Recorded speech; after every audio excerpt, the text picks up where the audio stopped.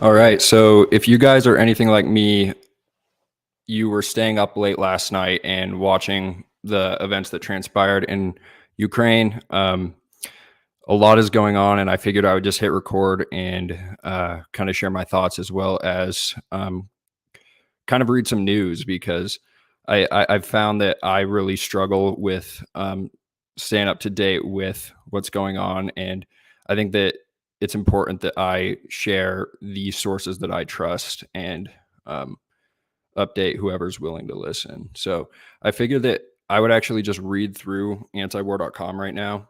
There's a lot of really great voices over there. I've interviewed Scott Horton, Dave DeCamp, and a couple other people from antiwar.com. So I figured I would just read some of the stories that they are writing over there. Let me just share my screen really quick.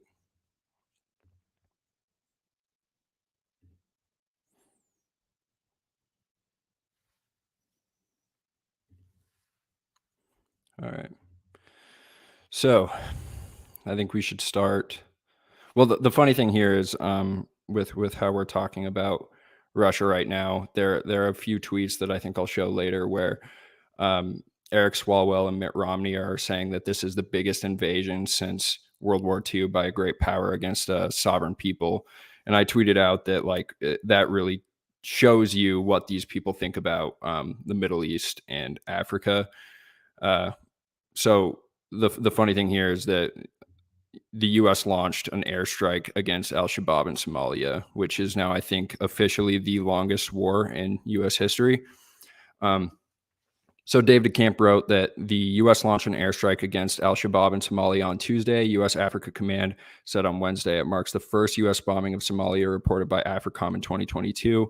AFRICOM said it conducted the strike in a remote location near, I'm not going to try to pronounce that, Somalia, in support of the U.S.-backed government. The Somali military said its special forces, known as Danab, killed 60 al-Shabaab fighters on Tuesday in operations in several areas in the Haran region, including in Dudable.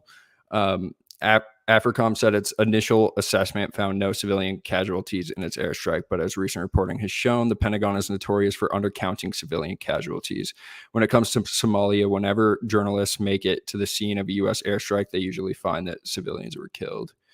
Um, so yeah, AFRICOM cited the 2001 authorization for the use of military force that was passed after the September 11th attacks as the justification for Tuesday's strike. Al-Shabaab didn't exist at the time, but after years of fighting the U.S. and its proxies, the group declared loyalty to al-Qaeda in 2012, giving Washington the excuse it needs to invoke the 2001 AUMF. So, as for what's going on in Russia, um, most in the United States do oppose the major role in Russia.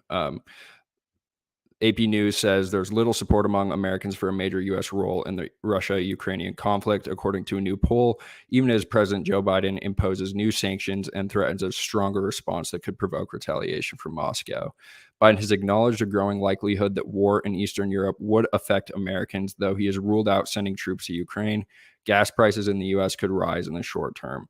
There's a video of Jen Psaki essentially saying that, like, freedom, there is a sacrifice to freedom and a sacrifice to U.S. interests. So Americans should be aware that what the Biden administration does to Russia and the sanctions it imposes will probably increase gas prices in the United States.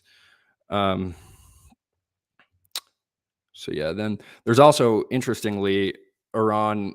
There's some Iran deal talks right now, and this is while many leaders are saying that they're not going to be meeting with Russia for diplomatic talks. So yeah, here's where we get to that.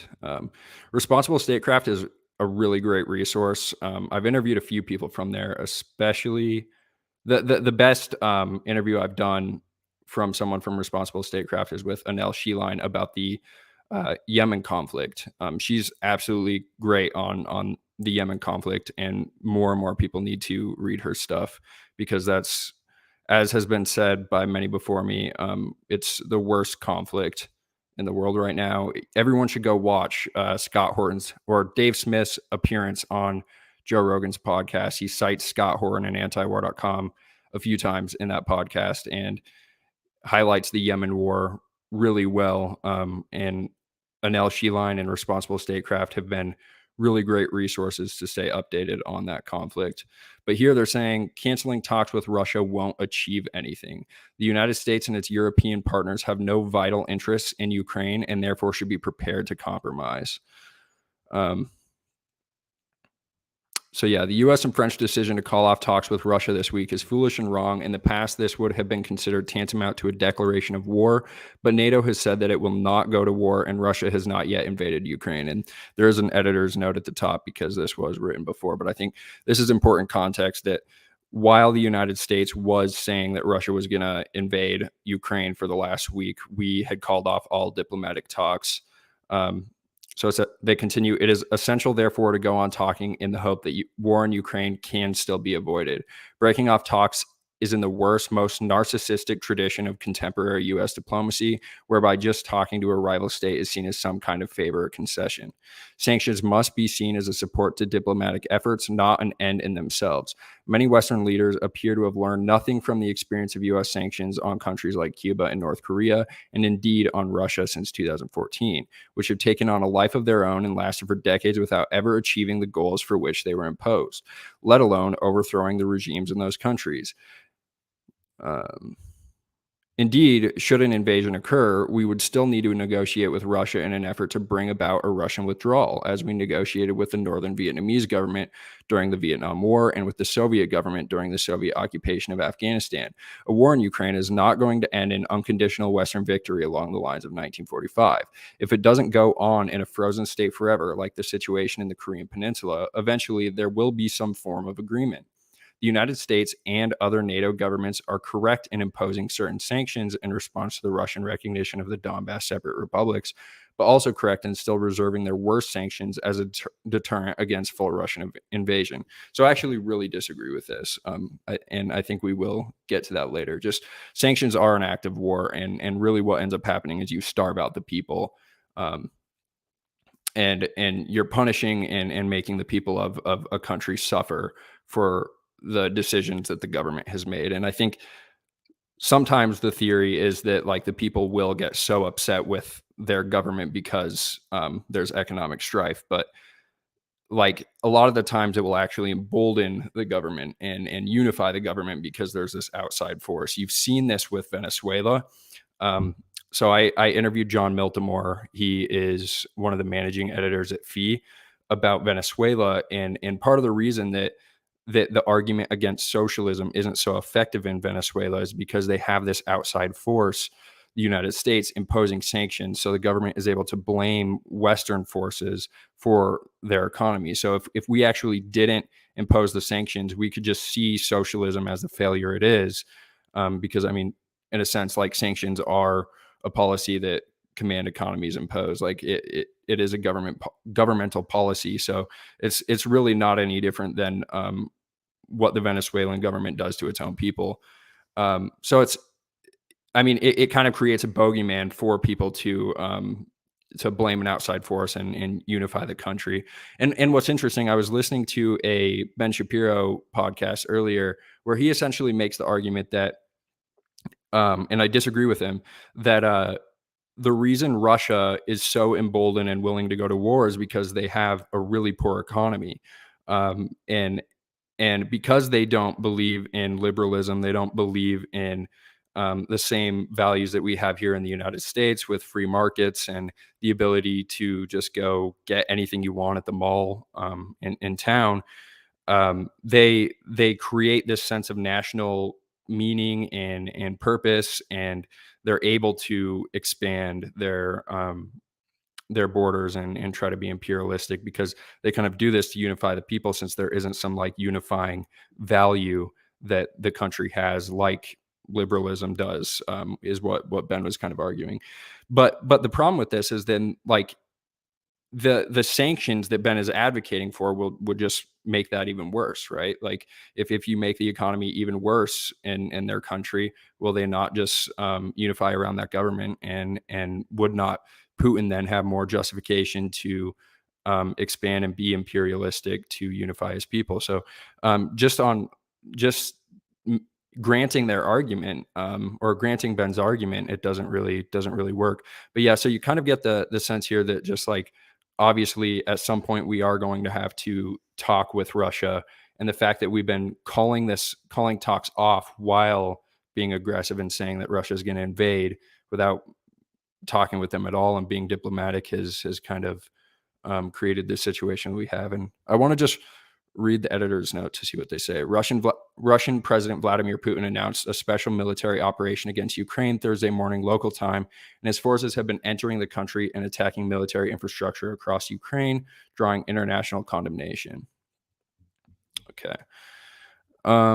So Dave DeCamp writes that Ukrainian Foreign Minister Dmitry Kuleba, I think I definitely got that wrong, said Thursday that Russia has just launched a full-scale invasion of Ukraine. A series of explosives were reported across Ukraine, including near the capital, Kiev. Anton, definitely going to get that one wrong too. An advisor to Ukraine's interior ministry said there were missile strikes on Kiev. The Russian Defense Ministry said in a statement that the Russian military is attacking Ukrainian military facilities and is not targeting cities. In another statement, the Russian Defense Ministry said it crippled Ukraine's air defenses with precision attacks. It also claimed that Ukrainian border guards are not resisting the advancing Russian troops. Earlier, Russian President Vladimir Putin announced a special operation in Ukraine's eastern Donbass region. He said the operation was meant to defend peoples living in the Republic of Donetsk and Luhansk, which Russia recognized on Monday. After ordering the operation, Putin said that he has no plans to occupy the Ukrainian territories. President Biden released a statement condemning Putin's operation and said he would announce on Thursday further consequences that the U.S. and its allies will impose on Russia. Putin's order was preceded by the separatists in the Donetsk and Luhansk, asking Russia for military assistance to help in repelling the aggression of the Ukrainian military. Putin recognized the breakaway republics. Ooh, just messed something up.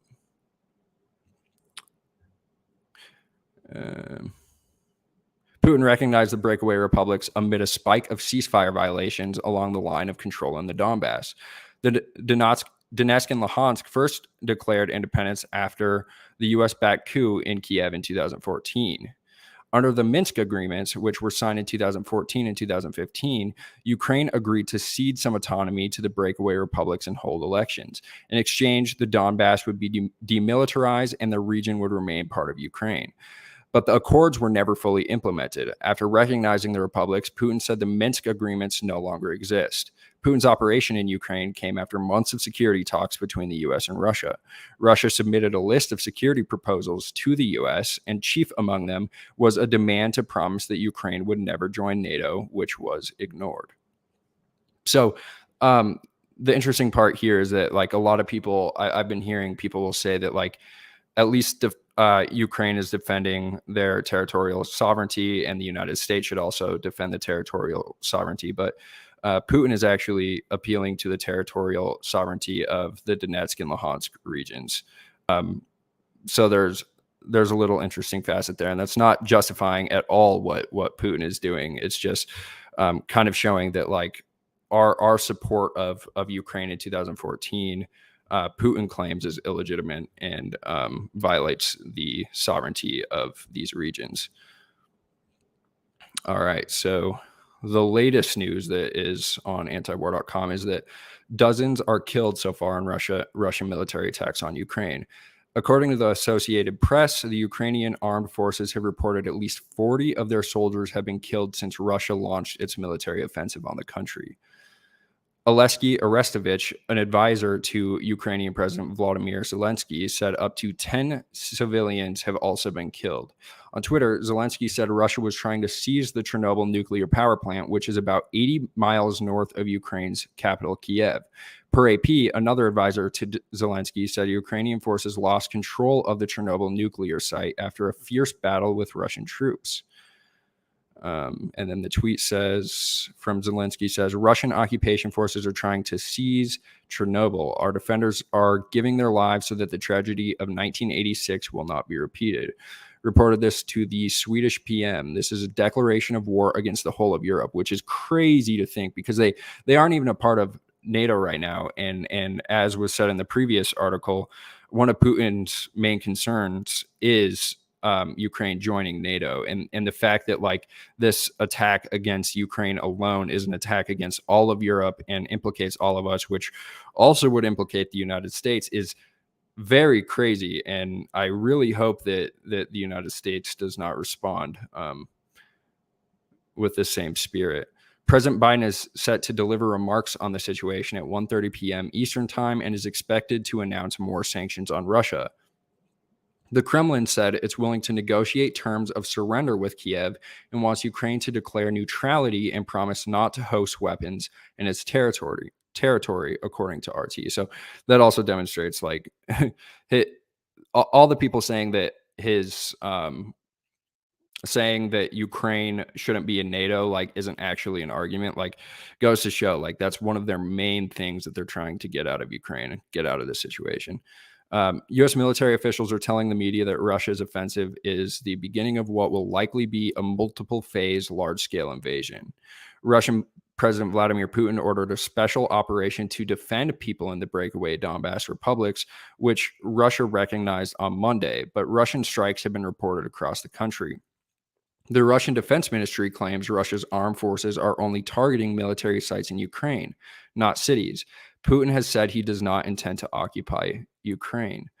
Um, so yeah, and the promise not to host weapons in its territory. I know a lot of people were also saying, well, that demonstrates that his arguments actually go beyond Ukraine's membership in NATO. But as I understand it, one of Putin's main critiques of U.S. policy is actually the presence of defensive weapons, defensive missiles in Ukraine that can actually be used in offensive postures as well. So um, that kind of shows that it seems to be Western influence in total that Putin is kind of responding against, whether it be NATO alliance or United States intervention in Ukraine. Because, I mean, the funny thing is we'll get to this. There's this poll that the Washington Post published that shows that the people are more likely to support war against Russia over Ukraine if they don't know where Ukraine is on a map. And if they did know where Ukraine was on a map, they would know that it is right next to Russia. And the funny thing is like no one wants to imagine what Russia really is thinking in this situation, because I mean we've had a situation in the past where there's an analog to this, right? Like Russia was in Cuba, and I think we also had missiles in Turkey, and we know what happens when a foreign power is on our border. So like, why wouldn't we expect the same response from another foreign power? All right, so let's see if there's anything else on here. Yeah, everyone should go check out this episode by Ron Paul. They just released it on YouTube called "Fog of War: What's Behind Russia's Ukraine Strike." It's a really good episode. Yeah, let's see what this is about.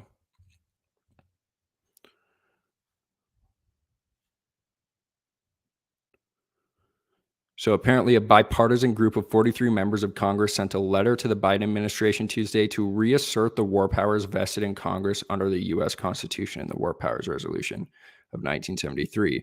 Though the Biden administration has made clear it won't be sending U.S. combat troops to Ukraine, the intent of the letter is to nip any effort to change this policy without congressional authorization in the bud.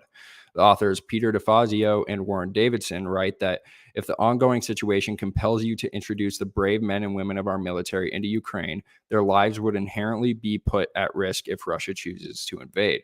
Therefore, we ask that your decisions comport with the Constitution and our nation's laws by consulting with Congress to receive authorization before any such deployment. Yeah. And then, Secretary Lloyd Austin ordered 160 Florida National Guardsmen out of Ukraine, the only known American troops still there. I tweeted something about how Montana really needs to pass the Defend the Guard legislation this upcoming session, or at least we need to introduce it. I know that the Montana Libertarian Party is trying to find a sponsor, a Republican sponsor. So if anyone knows anyone that would be interested in sponsoring that or has any connections to legislators, please reach out and let me know, because um, what this legislation would do is it would essentially allow it would require that Congress passes a declaration, an official declaration of war before the National Guard is sent out of a state to a foreign country to fight. I remember hearing this somewhere. I don't know if it's true, but I've heard that the National Guard are typically the first to get to a conflict because they have to like shuffle people around in bases before they can actually send people from the other, like the army or or the Marines or something like that. But if that argument is true, like we should be able to have states like Montana or Florida in this instance be able to say like, no, like until you actually comport with the Constitution and declare war, we're not going to send our National Guard. Because I think it was Hurricane Katrina, when Hurricane Katrina happened, I believe they were in Iraq. The National Guard were in Iraq, so they couldn't actually help. So that's one of the main motivations for, I think, that piece of legislation, and I would love to see that get passed in Montana. Yeah, Vince Rickey. If Vince Rickey wanted to help out, that would be awesome. I think that his term is actually ending, though. I could be wrong about that. Um, but yeah, if anyone knows, please let me know. All right. So some other things, I think that this might be interesting. George Kennan warned NATO expansion will lead to this. Mr. X is rolling in his grave. This is by David Stockman, the great David Stockman. We are now deep into the weeds with respect to Ukraine. So deep, in fact, that the underlying architecture of the situation doesn't have a snowball's chance in the hot place of getting even a fleeting mention in the 24/7 war news cycle. So let's call a spade a spade. The current fraught situation has nothing at all to do with the rule of international law or the sovereignty of national borders or the spread of democracy, and certainly not even remotely with any kind of threat to the safety and security of the American homeland posed by Russia. To the contrary, it all goes back to the fall of 1991, when the old Soviet Union slithered off the pages of history. But the Washington-based military-industrial complex refused to go quietly into the good night. Instead, it busied itself with policing the far-flung precincts of the planet as if the Cold War had not even ended, and extended Washington's hegemony to any and every vacuum left behind by the vanished Soviet Union and its former satellites, allies, and vassals. Foremost among these misbegotten projects was the perpetuation of NATO and its subsequent extension to most of the former Warsaw Pact nations. At the time, the Senate approved the treaty admitting the first three new members, Poland, Hungary, and the Czech Republic. In 1998, New York Times columnist Tom Friedman had the good sense to track down the single wisest voice in America about the matter. We are referring, of course, to the legendary George F. Kennan, who had been ambassador to Russia during the Stalinist era and had authored the famous X article in Foreign Affairs published in 1947. The letter laid out the subsequent U.S. policy of Soviet containment and was the foundational document for the creation of NATO in 1949.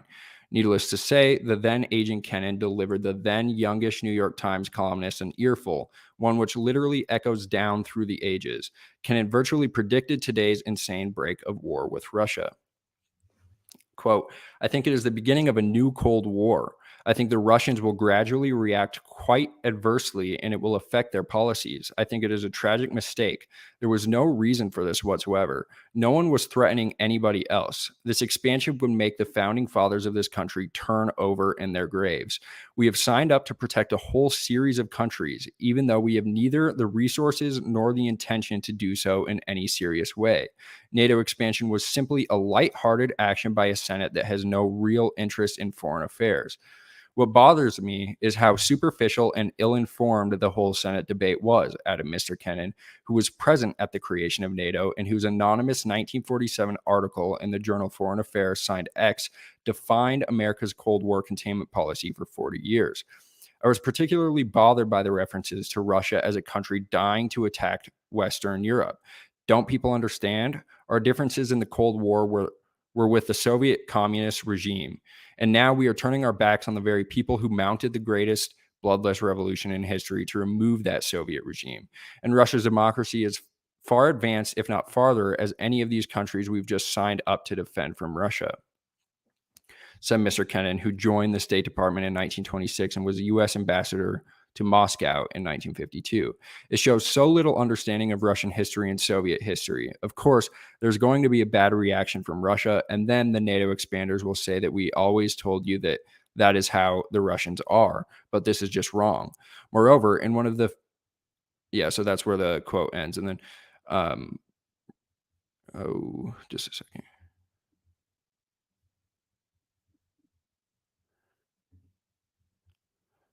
So Stockman continues, moreover, in one of the few insightful things he has ever penned, Tom Friedman hit the nail on the head with respect to the utter foolishness of the U.S. Senate. And what was America's response? It was to expand the NATO Cold War alliance against Russia and bring it closer to Russia's borders. Yes, tell your children and your children's children that you lived in the age of Bill Clinton and William Cohen, the age of Madeleine Albright and Sandy Berger, the age of Trent Lott and Joe Lieberman, and you too were present at the creation of the post-Cold War order. When these foreign policy titans put their heads together and produced a mouse. We are in the age of midgets. The only good news is that we got here in one piece because there was another age, one of great statesmen who had both imagination and courage.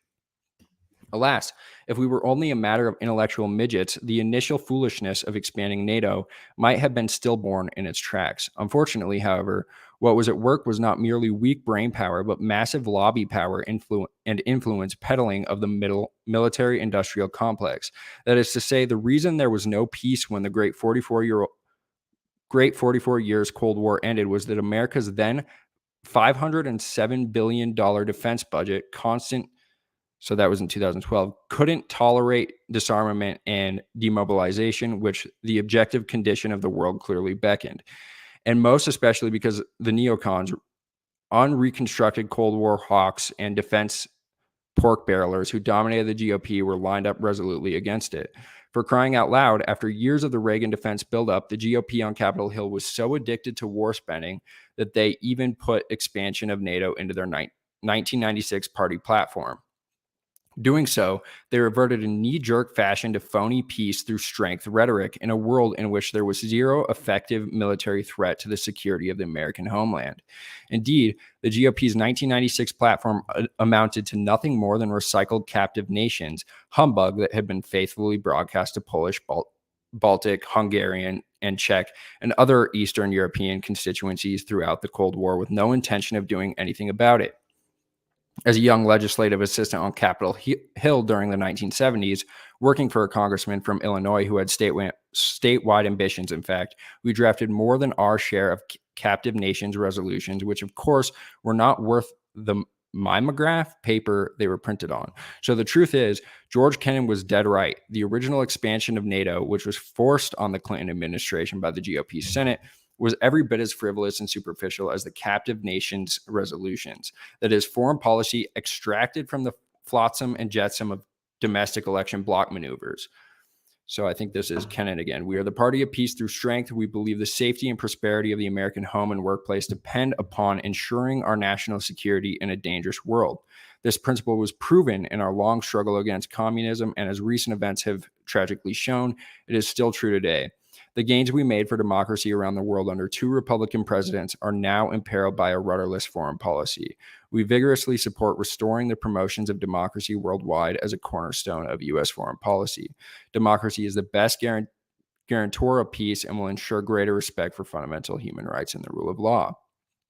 Let us begin by reaffirming that Europe's security is indispensable to the security of the United States, and that American leadership is absolutely indispensable to the security of Europe. The Atlantic Alliance, our relations with the nations of Europe, must continue to be based on the NATO alliance, which remains the world's strongest bulwark of freedom and international stability. Our policy will strive to consolidate our Cold War victory in Europe and to build a firm foundation for a new century of peace. So let's see if he has anything to say about that afterwards.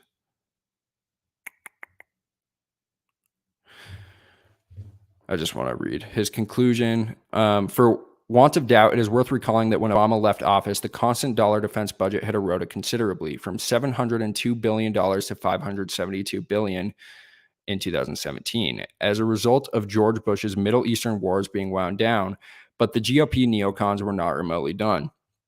As it happened, the Donald turned out to be the GOP's final gift to the military-industrial complex because he fell hook, line, and sinker for their eroded readiness canard, which they had pulled on Ronald Reagan too.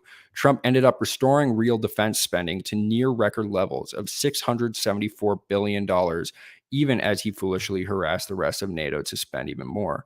As shown below, non-US NATO spending rose from $262 billion in 2016 to $323 billion in 2022 or in 2020, or by 23%, of course. That's how the ill-informed Donald Trump got bamboozled on his correct instinct that NATO was obsolete. They talked him into solving the problem by having the balance of NATO spend more, when the problem was it was spending way too much already. Yeah, so that's very interesting here. Something that I noted is just that there's a lot of talk about Biden inflation recently, that like all of these policies coming out of the Biden administration are producing inflation. But my question to conservatives who are more hawkish towards Russia right now is like, what do you really expect us to do? Like, what do you actually want us to do?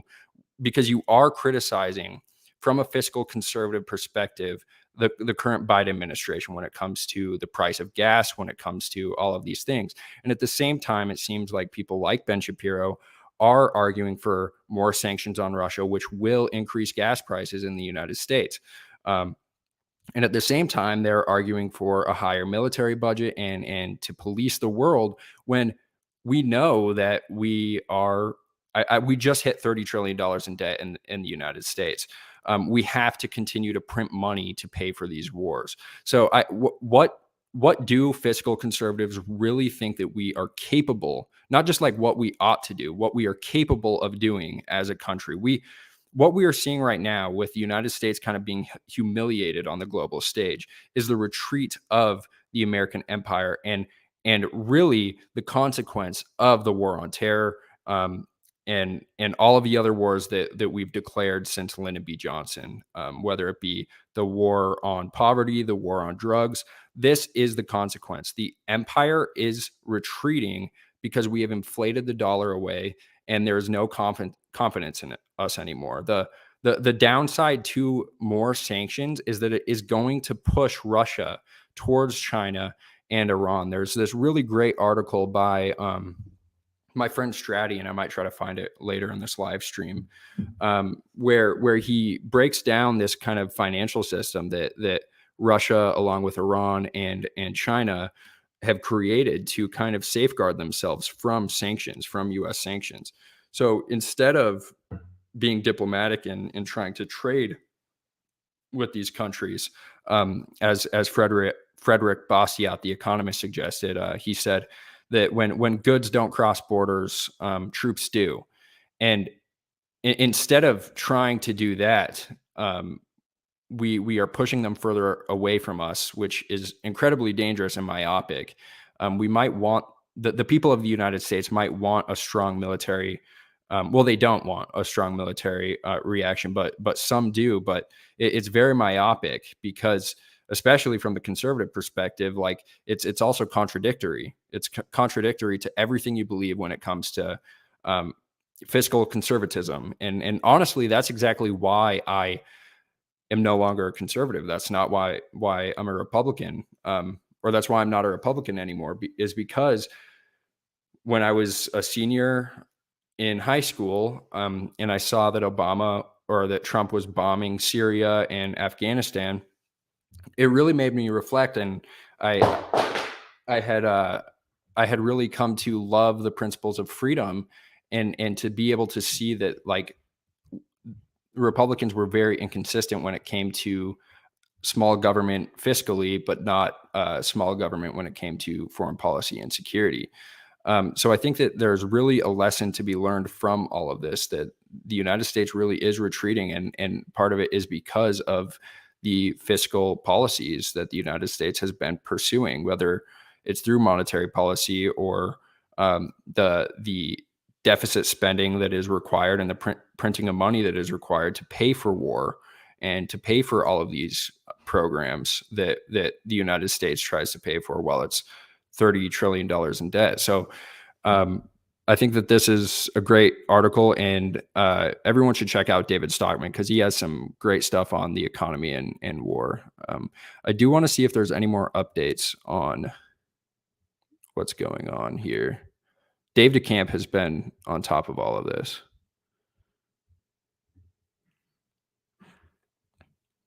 So yesterday, this was an update. I think we just read that one.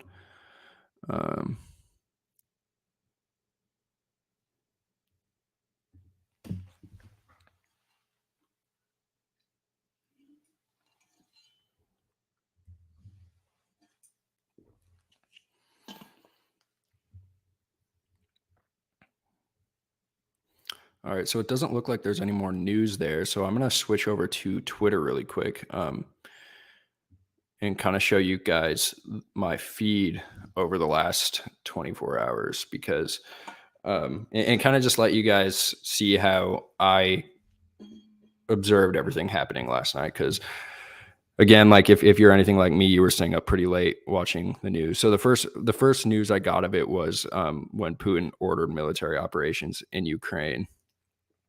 And at the time, the White House has said that the U.S. would not send any troops to fight in Ukraine under any circumstances. And I think Biden has actually doubled down on that. He has said that that's still the case, even though he's imposed sanctions. So Putin announced special operation in Donbass last night. And then let's see. And this is kind of funny. So things were happening so fast. Scott Horton recorded an interview with Dave Smith on his show, and it was airing last night while everything was happening. So I'm sure that did not age too well.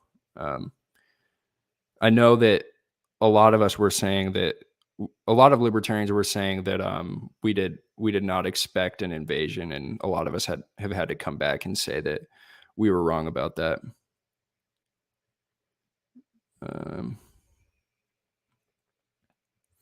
All right, so yeah, this was when it really got crazy. Like, because when we started seeing that they were actually bombing the eastern part of Ukraine, that was crazy. And everyone should also follow Sputnik News. My roommate Ethan Holmes writes for them, and I'll be interviewing him tonight about everything that's going on in the recent developments and what he makes of all of it. All right, so yeah, here's Caitlin Johnstone just spot on about all of this. So I cannot believe that Eric Swalwell said this, but he said Kiev and Kharkiv, I don't know how to pronounce that, are being bombed, the largest invasion on our planet since World War II. Republicans are rooting for the Russians. God be with Ukraine and democracy. And she said, look at this shit. These people actually believe it's legitimate to call this the largest invasion on our planet since World War II.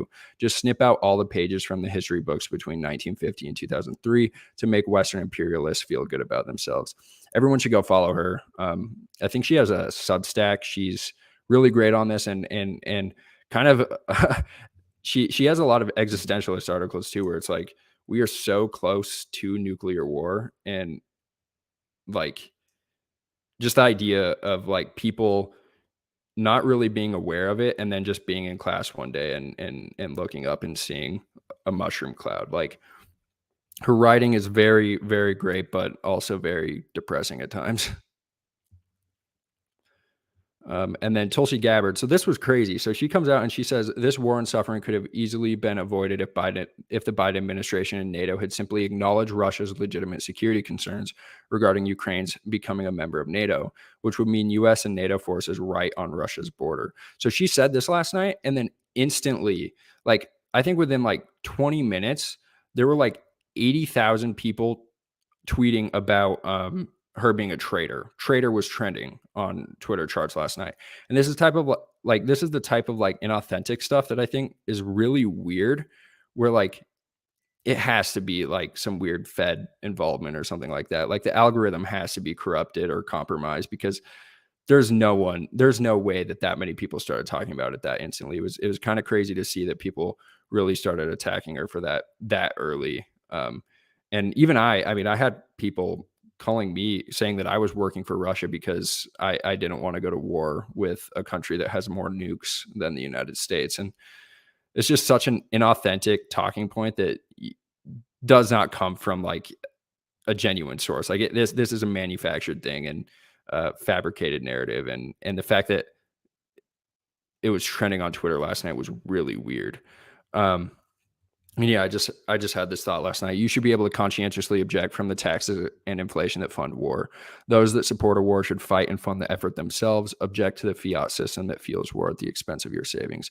Because, like I said earlier, like in order to fund any of these wars, including the official wars that we're in right now, whether it's in Libya or Syria um, or the wars we're funding at least in Yemen, um, all of this and all of the aid, the military aid that goes to these countries is printed because we are $30 trillion in debt. We do not have the money. We have to borrow it. So um, we are inflating away our currency to pay for these wars.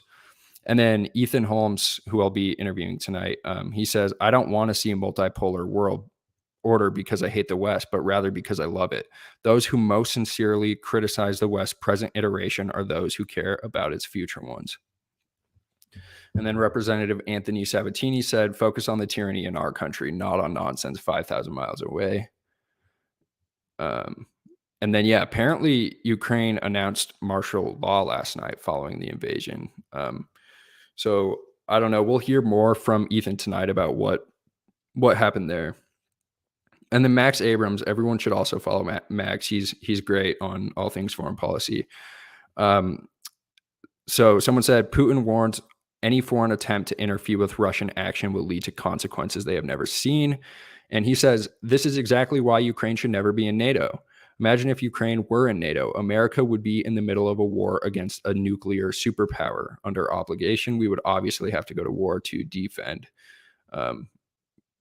Ukraine. And that's crazy. The fact that we're this close to nuclear war. Like if they had been in NATO, like we could be fighting with the Russians right now.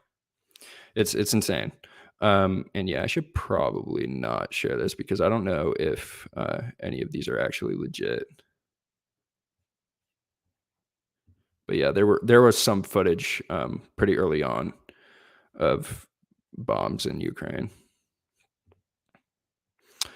So yeah, apparently they don't know if there was any military action west of Kiev to Odessa, but I think since that tweet, I think Luhansk is now trying to claim more territory. And then yeah, Kevin Gostala said, "What's terrifying is no officials in the U.S. government or any EU government will give Russian President Vladimir Putin a meaningful incentive to back off of his military objectives. In fact, U.S. hasn't allowed for diplomacy for weeks. All they did was keep crying Russia is going to invade. The repeated claims that Russia would invade on certain dates, which came and went, were supposedly to deter Putin, but they didn't deter anything. Instead, those alerts fueled escalation by U.S., NATO, Ukraine, and Russian military forces. If invasion was inevitable before tonight, it is because starting in December at least, foreign policy advisors and military generals in U.S. government went down a road that guaranteed eventual Russian response. And U.S. media played right into it, spreading every intel claim. Every time Putin or any Russian official raises threat of neo-Nazis in Ukraine, that is downplayed or treated as surreal. We're to believe it's made up pretext for acts of aggression. But before 2022, media acknowledged Ukraine's Nazi problem. So yeah, we'll just scroll through these photos really quick. So this article that he's sharing, the headline is, "Why does no one care that neo-Nazis are gaining power in Ukraine?" This was by Michael Colborn in 2018. USA Today said volunteer Ukrainian unit includes Nazis in 2015. In 2018, commentary saying Ukraine's neo-Nazi problem by Reuters reads, as Ukraine's struggle against Russia and its proxies continues, Kiev must also contend with a growing problem behind the front lines, far-right vigilantes who are willing to use intimidation and even violence to advance their agendas, and who often do so with the tacit approval of law enforcement agencies. And like, I think this is a point that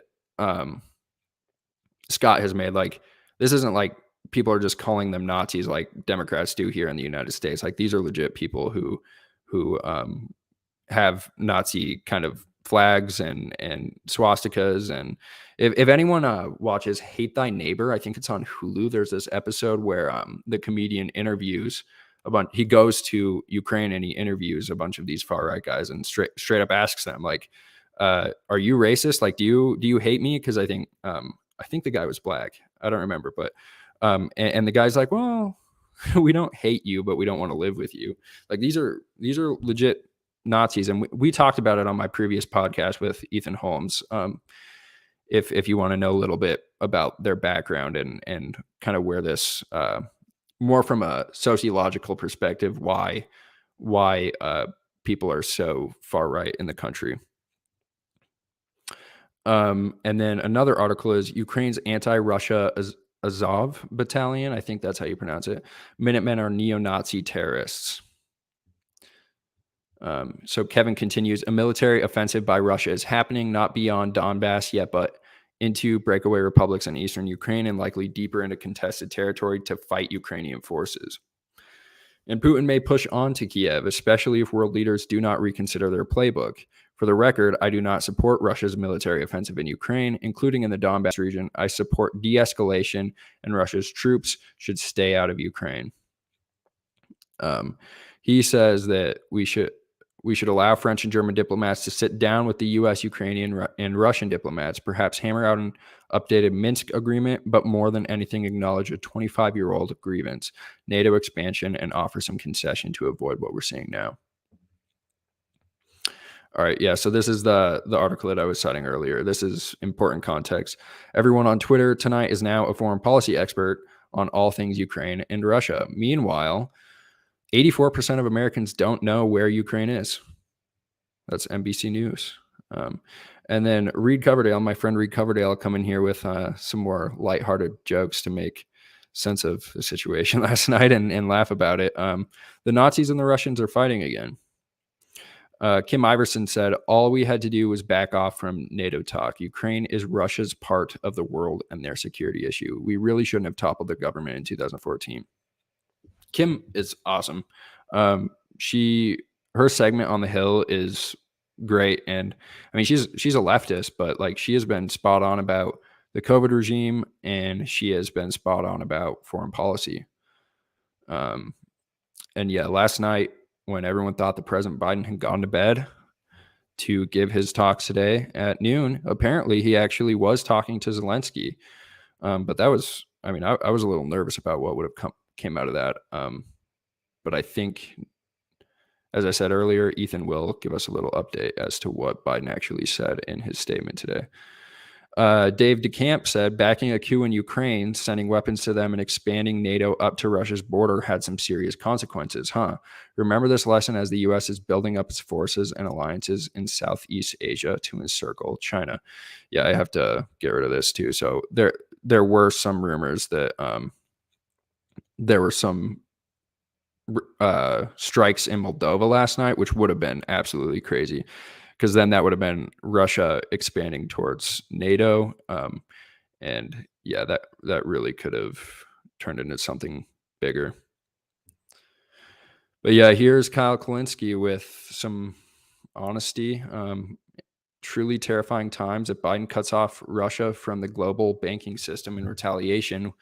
Very possible, if not likely. Russia has states they consider that a declaration of war. I think he's saying they have stated they consider that a declaration of war. Yeah, they have stated they consider that a declaration of war. People don't understand just how on the brink we are. Obama got endless shit for not doing it over Crimea. And my guess is that every voice in Biden's ear will be telling him he has to do it. This could get really bad.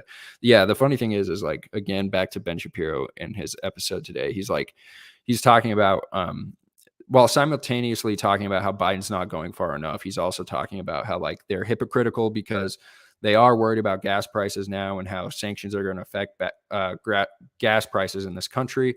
And then Ben goes on this tirade about how saying that they didn't care about Keystone and all of this stuff. But it's like, dude, be consistent here, though. Like, are you in favor of fiscal policies that will or foreign policies that will affect gas prices in the United States? Like, quit being. I mean, he's an opportunist, right? Like Republicans aren't in office right now, so he can blame. He's in this position where he can blame them if they do and if they don't. Um, so yeah, it's. I mean, just be careful with all of the propaganda on both sides. And the funny thing is, right? Like I'm a libertarian and I'm citing Kyle Kalinske. He's a leftist. Like he fundamentally disagrees with me on most things except foreign policy. Yeah, and then Rick Coverdale again. Russia doing its best United States impersonation. And then Aaron Jin said, breaking, the White House blames the unvaccinated, the unmasked, and climate change for Putin's invasion of Ukraine. Unclear if racism is involved at this time. And then Drew, please, for the love of God, just keep American troops out of Ukraine. I posted this on Facebook, and I'm not going to give the names of these people, but there were people who commented under my post who I thought I was fairly friendly with, who accused me of working with the Russians because I don't want to go to war with a country with more nukes than the United States, which is really sad to see. Like you really are seeing this inauthentic propaganda spreading and affecting even close friends and family. And I don't think I really think, like, a couple of weeks ago, I went out with my student group here at the University of Montana, and we had a poster asking how many people would be willing to go to war. Most of the people said no, they would not be willing to go to war. There were a few that said yes. I wasn't there, so I don't really know. I sent out some of the other students in our group to do it, and I wasn't there, so I don't know what the people were saying on the ground. But we're planning on going out again, and I'm just curious if all of a sudden you'll see those numbers switch, because I think that people are so easily manipulated and possessed by propaganda. It's totally possible that, like, now some of those people who said we shouldn't go to war will say that we should, which is just terrifying. So then Ethan Holmes said many conflicted feelings, just want love and peace. We'll likely have some long form reflections out tomorrow. So yeah, he's coming on tonight at 7:30 Mountain Standard Time to talk about what he makes of all of this from his perspective as a journalist who covers a lot of Russian news and has a lot of family in Russia, or not family, but people that he knows in Russia and Ukraine. It's not like he's siding with either government in this case. He just wants peace, as do I. So Libertarian Party of Tennessee said the destruction that NATO and the whole entangling alliance complex has caused is enormous. The U.S. should withdraw immediately. No more waging foreign battles that aren't ours. And then Reed also said that the free state of New Hampshire needs to pass the Defend the Guard legislation. That's the piece of legislation that I was talking about earlier that I think Montana really needs to pursue to protect the National Guard and make sure that they aren't sent to foreign countries unless there is a real declaration of war by Congress, returning to the constitutional war powers of the United States. And I think, I mean, I would even like to see inflation go, or legislation go further and just say, like, well, I mean, it's really up to the governor, right, or the legislature of the state, whether or not they're going to send their National Guard. Because even if Congress does declare war, like, what if there's a national disaster, or a disaster in the state, and the National Guard are in a foreign country? Like, they should be able to have the authority to reserve some National Guard for emergencies in the state. So I think that legislation that went even further and said, like, even without a congressional declaration of war, like, kind of the state has jurisdiction over the National Guard, I think that would be really great. Libertarian Party of New Hampshire said, imagine if Russia and China led an organization that continued to expand and try to get Canada and Mexico to join their anti-America group. What should the response from America be in this hypothetical situation? Who would you consider the aggressors to be? And this is kind of where we had to, like, backtrack as libertarians. Just I think he's absolutely, whoever tweeted this is absolutely right. But the account said the most aggressive parties involved in the Ukraine-Russia conflict are neither Ukraine nor Russia. It's the United States and NATO. I think that was true. After last night, I mean, we still really don't know what the casualties say, how many people died. Maybe someone in the comments has that information, but I think we can definitively say that that's no longer true. But I think that this spirit is absolutely true. What if Russia and China led an organization that came to Canada and Mexico, right? Like, we do have that analog throughout history, as I mentioned earlier, the Cuban Missile Crisis, when Russia got very close to the United States, and we know how we reacted to that. I think we can try to at least like imagine how another country would react to having troops close to their border. Yeah, so someone said that they honestly have not been seeing. Is that reporting on casualties? Is that what you mean? Spud Ruckus?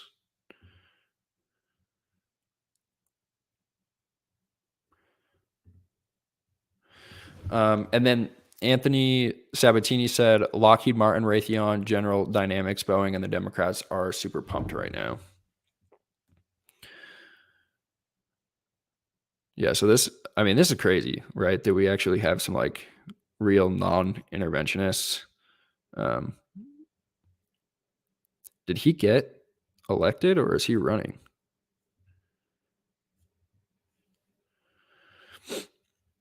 Yeah, so hasn't seen any official reporting on that. Cool. Thanks for the update. And Eric Brakey, who's also really great on this, said, turn on the corporate news and watch the military industrial complex salivating over the prospect of a war with Russia. Eric is a Republican and he is great. We really do have a lot of non-interventionist Republicans. And it's kind of crazy to see that thread pop up again. It's like Scott Horton makes this point that like it's serious that and it's really huge that like large portions of the right are anti-war, non-interventionist. It was right wingers who went over to foreign countries and died for the United States. And I think that in reaction to that, they kind of see the brutality of war. And I think it's like 60% or 67% of troops support withdrawing from Iraq, and similar for Afghanistan. I think I may have mixed up the stats there, but I know it's around, I think it was 67 supported leaving Afghanistan, and there's a similar stat, and I think it's even more for Iraq. Veterans want to come home too, and I think this is exactly why like Ron Paul had more funding from veterans than Obama and all of the other Republicans combined. I think that was 2012. And then also Donald Trump had crazy support from veterans, and he supported withdrawing from countries too, at least while he was campaigning. And then Jack said Biden and the neocons still want a massive response to this. I don't know about this guy. I really don't. I've met Jack. I actually met Jack in DC once. And I don't know, because like he's so wishy-washy. Like he'll say some stuff about Ron Paul, but then all of a sudden like he turns around and he's saying we need to sanction the hell out of China and sanction Russia. So I don't know where he's at with all of this. And then Jordan Schachtel, I think that's how you pronounce that, says America has no military role to play in a conflict between Russia and Ukraine, full stop. Tim Dillon, I know it's not the time, but the menu at Taco Bell has become boring and predictable. I think it's always time to mention that. So I don't know why he felt the need to include that. Obviously, Taco Bell has become very boring and predictable. And then, yeah, this is insane. So I'm going to read Mitt Romney's statement. I think this came out last night. He said, Putin's Ukraine invasion is the first time in 80 years that a great power has moved to conquer a sovereign nation. It is without justification, without provocation, and without honor. Putin's impunity predictably follows our tepid response to his previous horrors in Georgia and Crimea, our naive efforts at a one-sided reset, and the short-sightedness of America first. The 80s called and we didn't answer. The peril of again looking away from Putin's tyranny falls not just on the people of the nations he has violated, it falls on America as well. History shows that a tyrant's appetite for conquest is never satiated. America and our allies must answer the call to protect freedom by subjecting Putin and Russia to the harshest economic penalties.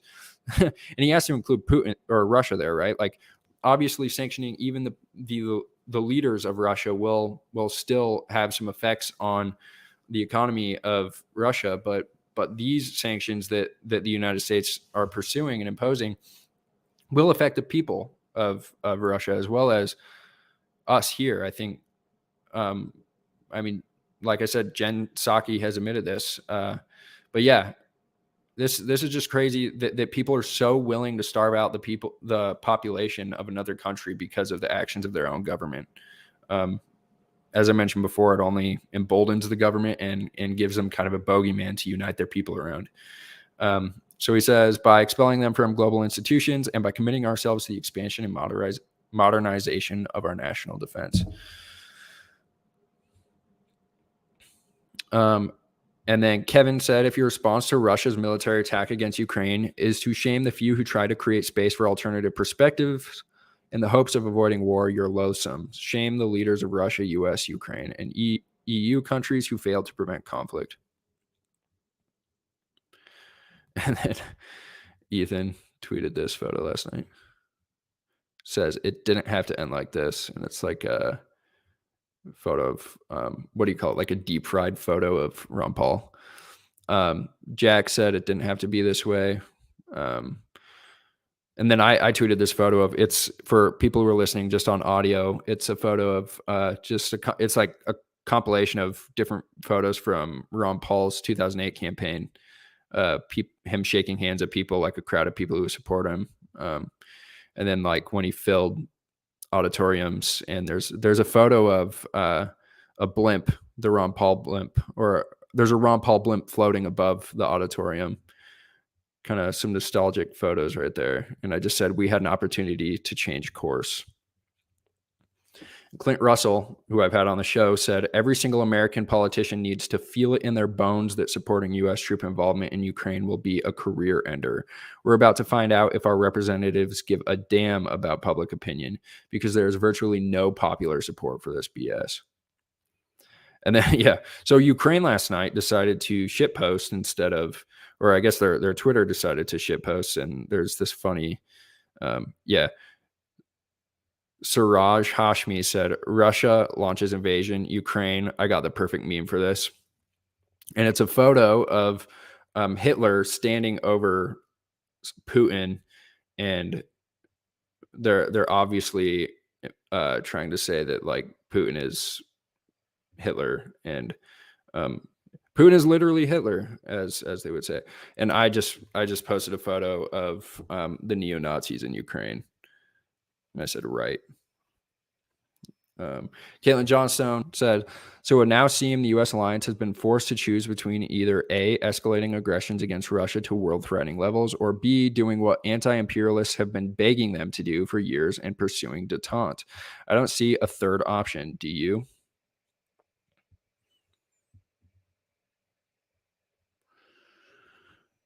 David Camp said, Russia's defense ministry claims it crippled Ukraine's air defense system. So it appears that, and I don't know if we have any information on this. Spud Ruckus again is commenting, and they might have more information about this in the link that they sent me. But it appears that Russia's attack really was just at military infrastructure, from what we know now. And then I don't know if Spud Ruckus, if you can tell me if you can hear this audio, that would be awesome. I think I'm going to play this video from Tucker Carlson.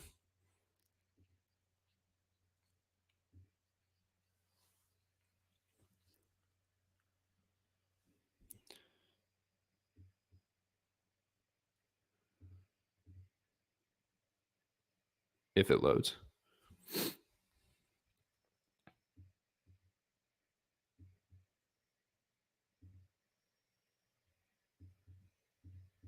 Maybe not.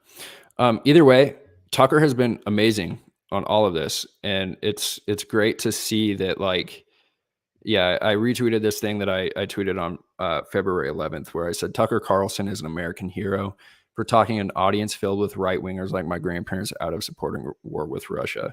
I truly believe that. Like, back to what Scott was saying about like the fact that there really is a faction and a threat in the right that is opposed to intervention in foreign countries. Like Tucker, I think he has like 5 million viewers per time he goes live. So it's like, I don't know, the fact that I can trust that my grandparents and people like them are listening to this guy every night is really great. And I mean, they do end up listening to Sean Hannity, who is more hawkish afterwards, but it's good.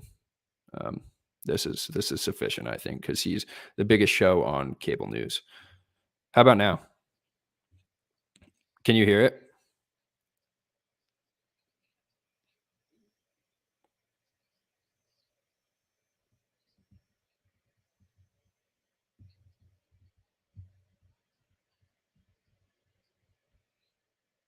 Whatever. We don't need to listen to that.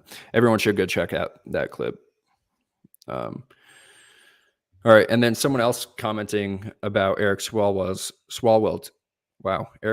tweet where he said that the largest invasion on our planet since World War II, that last night was the largest invasion since World War II.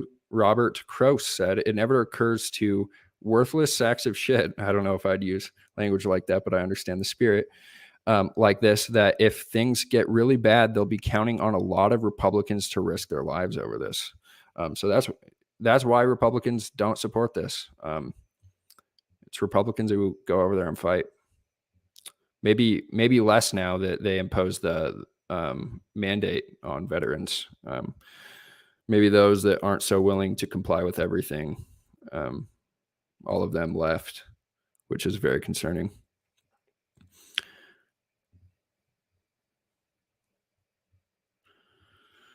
And then, yeah, I made a comment. I can't stand these people who think they sound all high and mighty when they argue we should make the people of another country suffer by removing them from the global economy because of their despotic government. It's disgusting.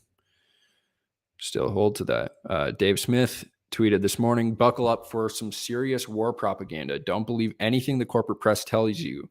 The number one priority of all sane people should be to avoid a war with Russia. He also said, it seems like a lot of Americans are completely removed from the stakes of a war with Russia. I hear, quote, we can't let them do this, unquote, or, quote, you just want to let them do that, unquote. Understand, this ain't fucking Iraq. A war with Russia means the end of human existence. Sean Davis says, hot journalism tips for Ukraine tweeting. Number one, uncritically share every sensational video on your feed, especially if you can't verify any of it. Number two, lean hard into telling other people they must fight a war you won't fight. And number three, blame the guy who's not president for everything. And I said, know what you mean when, this is just more of what I've been saying about sanctions. Just said, know what you mean when you say we should cripple another nation with sanctions. Know that you are calling for the people of another country to suffer economically because of the actions of their government. Sanctions are an act of war and they only embolden the government. And then Jack Posobiec tweeted after the Ukrainian account, again said, tag at Russia and tell them what you think about them. It's just crazy. like, is this a game or something? Like, is potential like World War III a game? He just said, you have to be kidding me. And then someone asked Dave Smith what the red line is for him. When would he go to war? And his response is, I wouldn't advocate for a war that I wasn't willing to go fight and die in myself. And I think that is perfect. That should be everyone's line. Because the truth is all these people calling for war, they're going to send a bunch of Republicans. They're going to send a bunch of the kids of Republican family members. And they're not going to go fight themselves. These politicians aren't going to go send their children. Their politicians are obviously the kids of the politicians are obviously going to stay here. Hunter Biden is not going to go fight.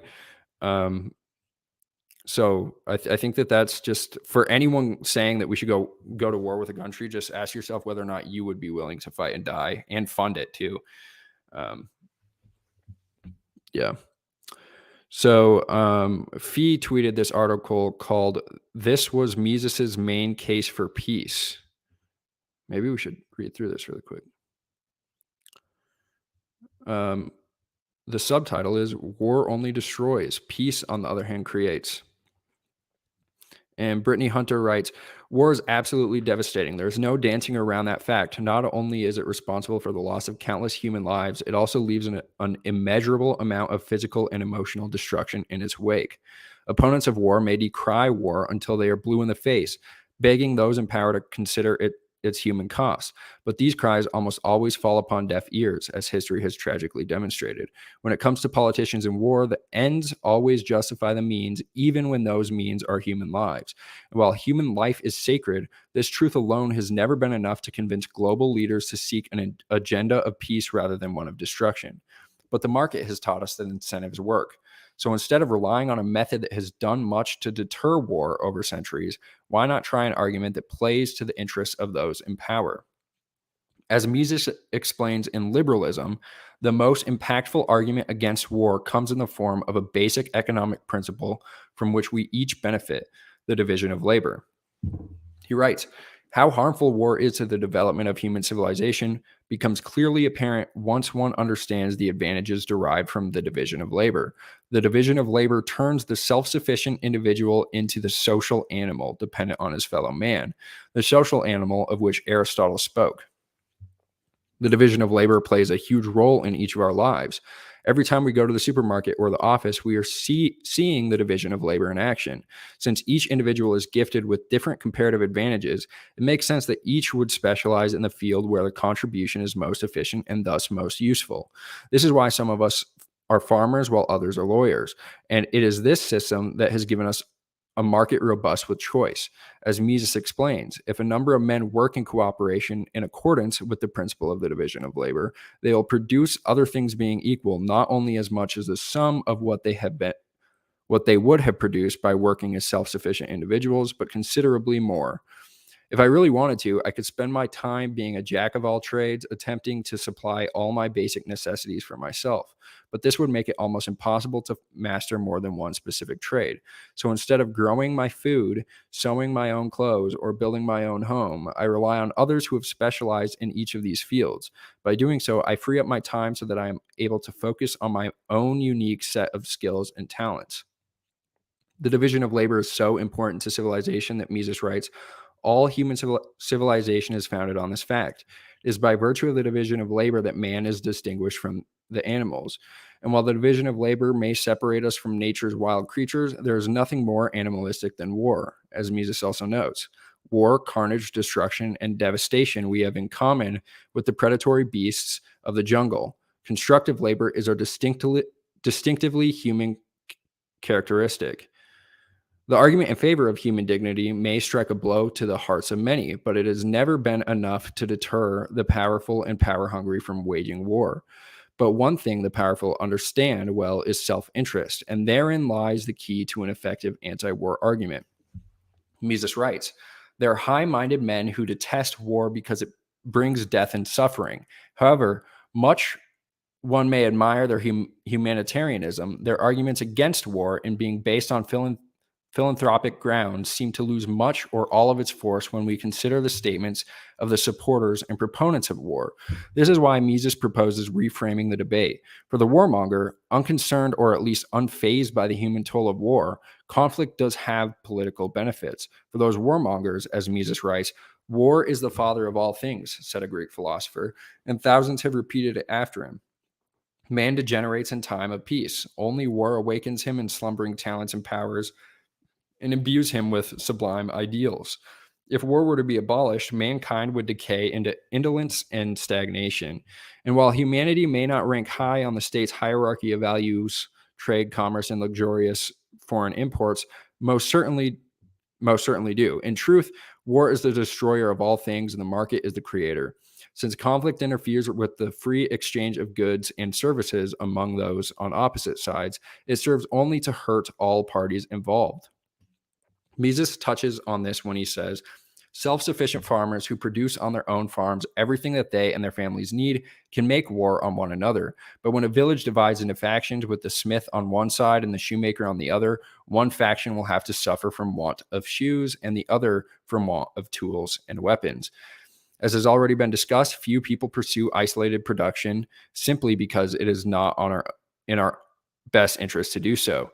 Our lives would be filled with labor and toil with no room left for much else. To go back to such an existence in our modern world would be unthinkable, and yet war is always on the table when that too should be seen as completely unreasonable, especially when considering our economic reliance on other countries. we need each other. There is a misconception that liberals are atomistic in their worldview. But liberals understand better than anyone that isolation would benefit nobody. Understanding the importance of the division of labor reminds us how much value others bring into each of our lives, even if indirectly. It makes us realize that war should be avoided at all costs. As Mises writes, in order to provide the family of an English worker with all it consumes and desires, every nation of the 5 continents cooperates. Tea for the breakfast table is provided by Japan or Ceylon, coffee by Brazil or Java, sugar by the West Indies, meat by Australia or Argentina, cotton from America or Egypt, hides for leather from India or Russia, and so on. In our modern world, in our modern world, this economic interdependence is even more intense than in Mises's day. The fact of the matter is that many, if not most, of our electronics are made abroad. As Americans, we enjoy these products without really absorbing what made in China actually means. If we were to go to war with an electronic manufacturing giant like China, imports from that country into the United States would stop. Sure, we may not feel the sting immediately, but as soon as you look to replace your old smartphone and find the new model to be no better, yet twice as expensive, you would soon realize how much we rely on foreign allies for products we use on a daily basis.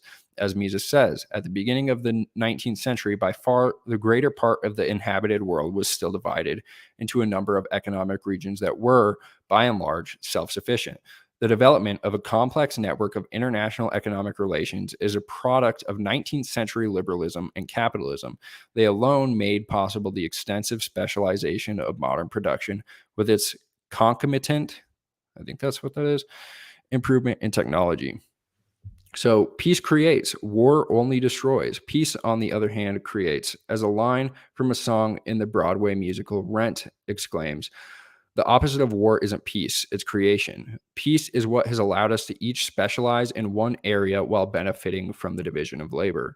Peace is what has given the world access to the precious treasures of foreign nations. Can you imagine a life without spices imported from abroad or various food items? If not for peace and trade, the United States may have never tasted chocolate, and what a tragedy that would have been. And this is something even politicians can appreciate. So that was written by Brittany Hunter. She writes for the Pacific Legal Foundation, and she is a co-host of the Way the World Thinks, a Tuttle Twins podcast for families. Everyone needs to check out Tuttle Twins. Tuttle Twins started at least as books for children to kind of teach them more free market libertarian principles about economics. So yeah, to return to my feed. Oh crap.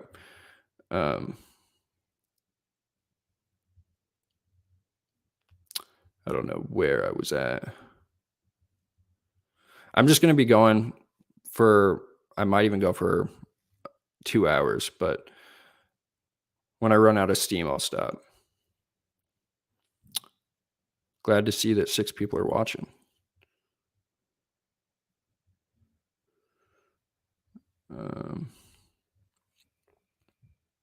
Yeah, so this is where I last. So that was the article, and then I retweeted that thing about the neo-Nazis in Ukraine again.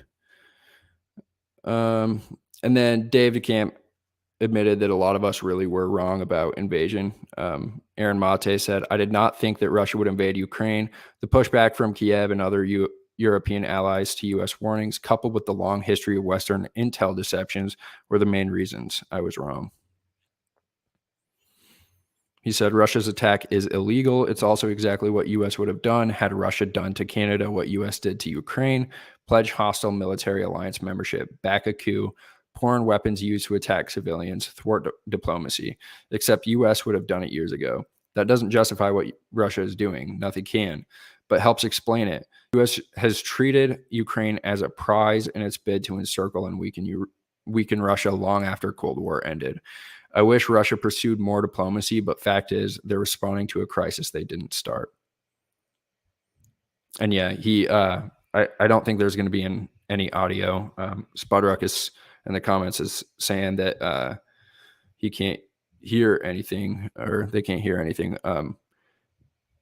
But Aaron Mate tweeted something about the leaked phone call from Victoria Nuland and then U.S. Ambassador Jeffrey Pyatt choosing the new Ukrainian government in 2014. I wish I could play the call because it kind of exposed how the United States was very involved in the coup and how billions of dollars in the U.S. Supported it and supported the protesters, or I think supported clamping down on pro-Russian protesters, and have continued to fund or aid the government in Ukraine since. And yeah, so I tweeted later, when Mitt Romney and Eric Swalwell type say this is the largest invasion against a sovereign people by a great power since World War II, it tells you what they really think of people in the Middle East and Africa.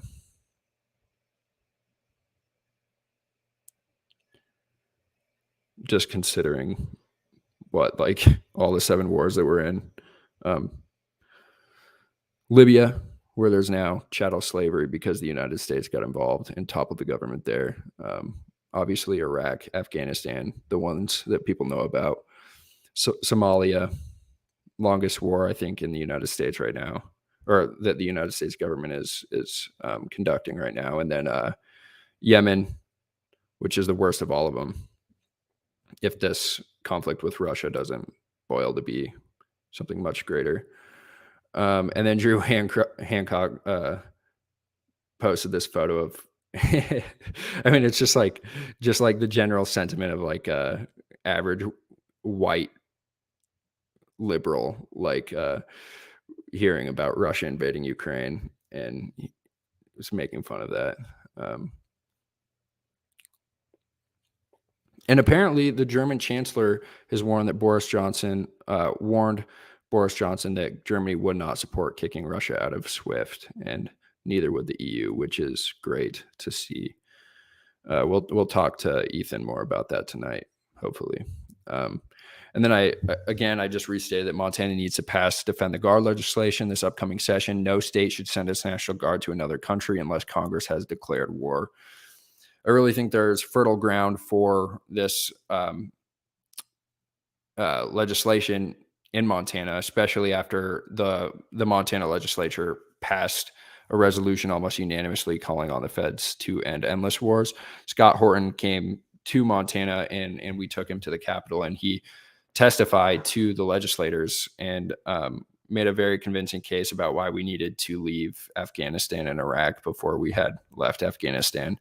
And I can't remember what the vote actually came down to. I think there were only 1 or 2 people who opposed the resolution, and their arguments came down to resolutions just being like a wish list to Santa. But I think that it really is kind of like it can wake up DC, right? Or at least it can wake up your representatives that go to DC. Like when Steve Daines and Tester hear that the legislature passed a resolution to end endless wars, I think that it really gives them a message who their constituents are, and who they represent and what they want. And then, yeah, the Montana Libertarian Party is trying to find legislators to sponsor that bill. Montana has the 3rd highest veteran population, and there's a lot of support for returning to constitutional war powers here. Like I said, I think 67% supported leaving Afghanistan, 67% of veterans, and I think it's around the same for Iraq. And those numbers are probably different now, especially with Ukraine, the Ukrainian situation. I know that Concerned Veterans for America has been really good about getting polls on stuff like this. So everyone should check that out. I wrote a really good piece for antiwar.com about the resolution that was passed in Montana. And I got a lot of my information from Concerned Vets, which is just a really great organization. And then everyone should also check out Reed Coverdale's rant about Ukraine this morning. Patrick Carroll said it is in war that the state, he's citing Murray Rothbard. He says, it is in war that the state really comes into its own, swelling in power and number and pride and absolute dominion over the economy and the society. Patrick's really great. He's a very smart guy.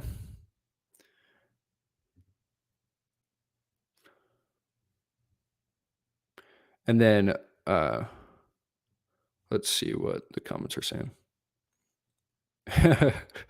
Someone says that I should be using Brave instead of Google Chrome. Yeah, you're probably right.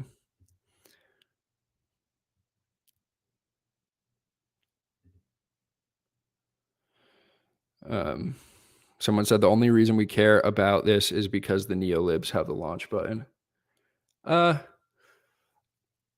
I don't know about that. I mean, I'm opposed to war, even if it.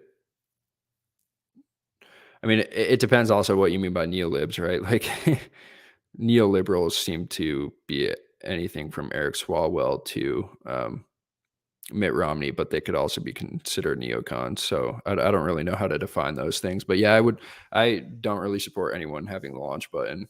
Um, I think the like does anyone know how many nukes we actually have? I know that Russia has a lot more, but it's absolutely insane. And then Jonathan Gottschall, it's nice to see you in the comments. He said, our senators and representatives released statements about Russia and Ukraine. Never got to read them, though. Oh, wow.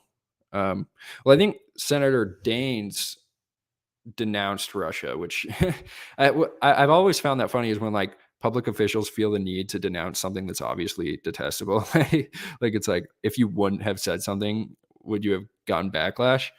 But yeah, I think they've obviously just come out and said that they condemn what Russia's doing, but I don't know if they've called for anything.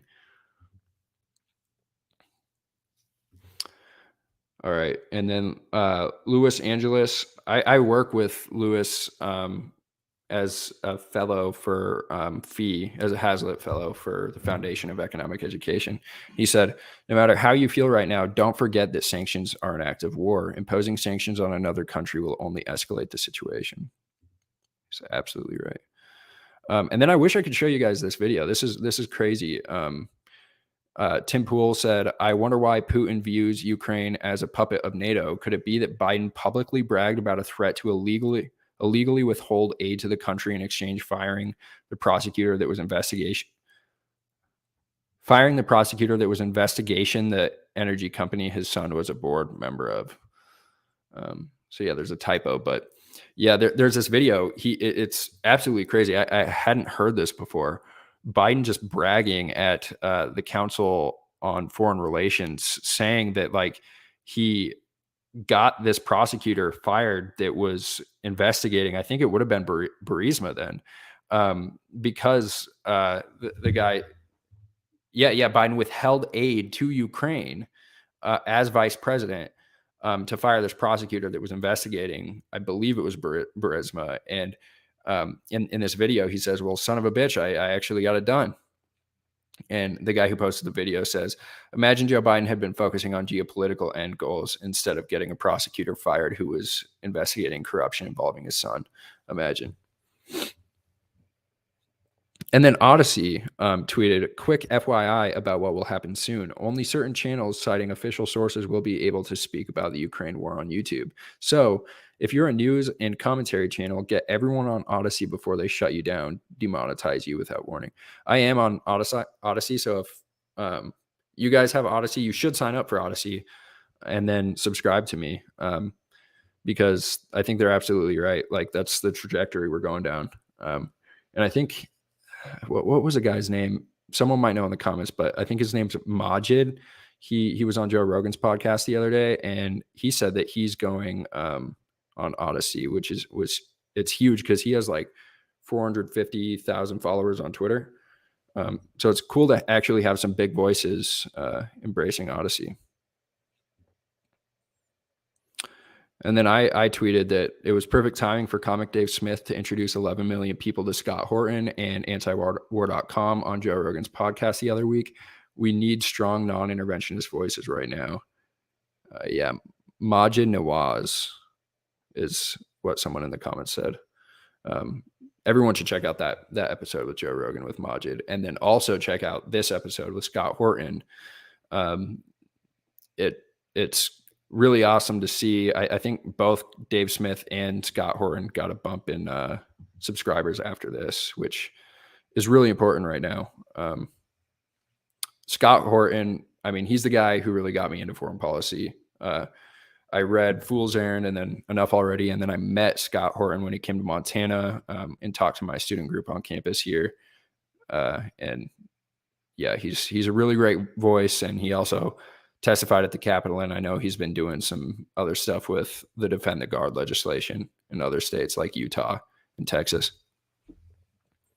And then Kevin Gostala said, I fully support every Russian person who tries to protest against Russian President Vladimir Putin and their government's attacks on Ukraine.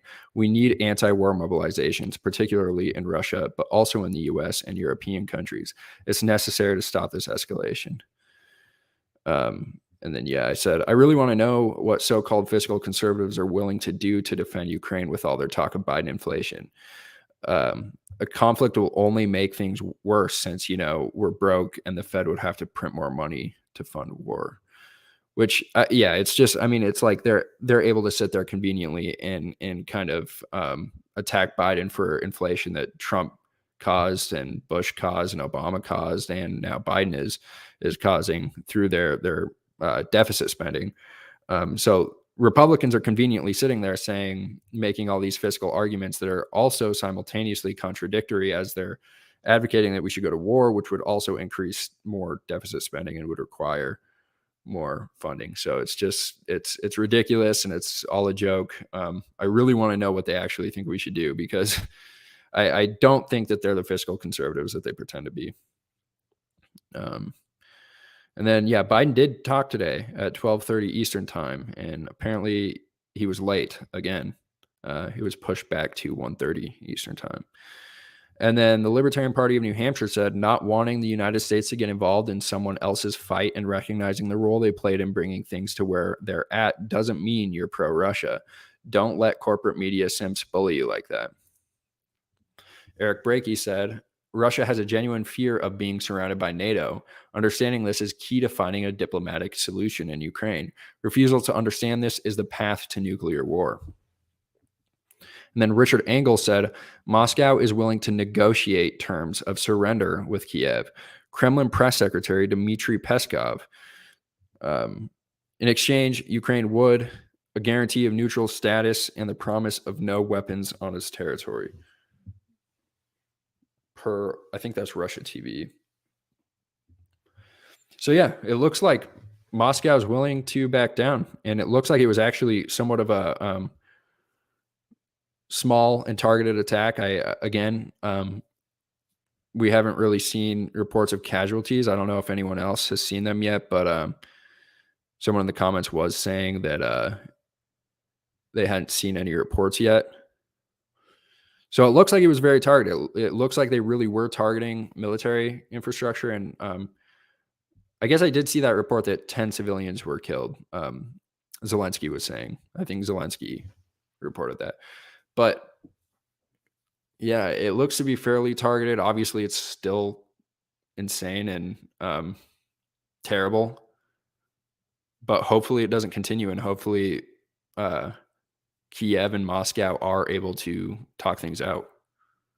I don't know if the United States is actually going to back down and is willing to guarantee that Ukraine will be neutral. And if the United States is willing to pull weapons out of Ukraine. Like I mentioned earlier, Scott's really great on this, Scott Horton, but he apparently there's these defensive missiles in Ukraine that can be used offensively too. So I don't know if the United States would be willing to pull out. I mean, we haven't talked, like I read from the Responsible Statecraft article, we haven't talked with Russia, apparently. And we were saying that they were going to invade without talking to them. Yeah, and then here's another article by Fee, kind of talking about this quote by Frederick Bastiat. He's an economist that everyone should read. Says, when goods don't cross borders, soldiers will. I think I said that earlier too. And then Michael Tracy, who's also been really great on this. I think I don't know if he considers himself a leftist anymore, but he was. Says that Zelensky says Russia has declared war on the whole of Europe, which sounds like an exhortation for NATO intervention, i.e., U.S. military intervention. The danger of larger scale escalation is grave. Anti-interventionists in Congress need to do more than just send stern letters. Libertarian Party of New Hampshire said the strongest deterrent against foreign invasion is a well-armed population.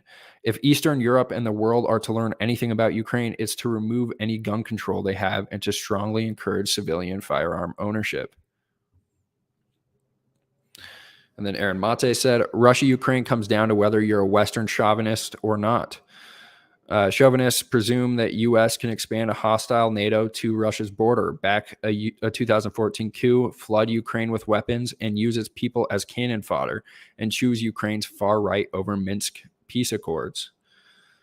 In my opinion, Putin snapped. He had other options. His pipelines fuel Europe. That's leverage. He could have given a speech to U.S. people. If force had to happen, he could have just gone into Donbass to protect its civilians. But ignoring or excusing the U.S. role is ahistorical and chauvinism. Libertarian Party of New Hampshire said the United States must not spend a single life or single dollar on Russia versus Ukraine. This includes sanctions, which are attacks on Americans. Dave Smith said, remember, Trump was impeached for holding up a Ukrainian weapons deal that he ultimately went through with. If sending Ukraine weapons was meant as a deterrent, it obviously failed. If it was meant as a provocation, then it succeeded. David Camp said, sanctions will only make things worse for everyone. I'm going to try to go through the details about what the sanctions actually are with Ethan tonight. And just kind of, I know that like the editor-in-chief of the newspaper he works with was sanctioned, which is just wild. Drew Hancock said, quote, I'm anti-war, but =, quote, I'm not anti-war. Yeah, you're seeing a lot of people who are supposedly anti-war, but are backing off of that because of this.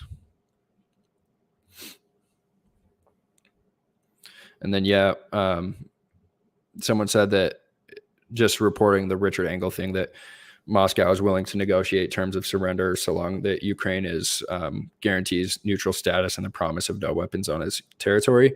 Someone responded, Americans screamed, it's not about NATO, but obviously it was. And then there videos came out of a bunch of protesters in Europe or in Russia who are opposed to war, which is really great to see. In St. Petersburg. And I just said, we need to organize in the United States in solidarity with them, with these anti-war Russians. This is a war between political elites of different countries, not between their citizens. And then Reed Coverdale posted a screenshot of people saying that Mitt Romney was right. Because famously in the debates, Mitt Romney against Obama, Mitt Romney was very hawkish towards Russia. And in the Obama administration, obviously they flip-flopped, and well, not flip-flopped.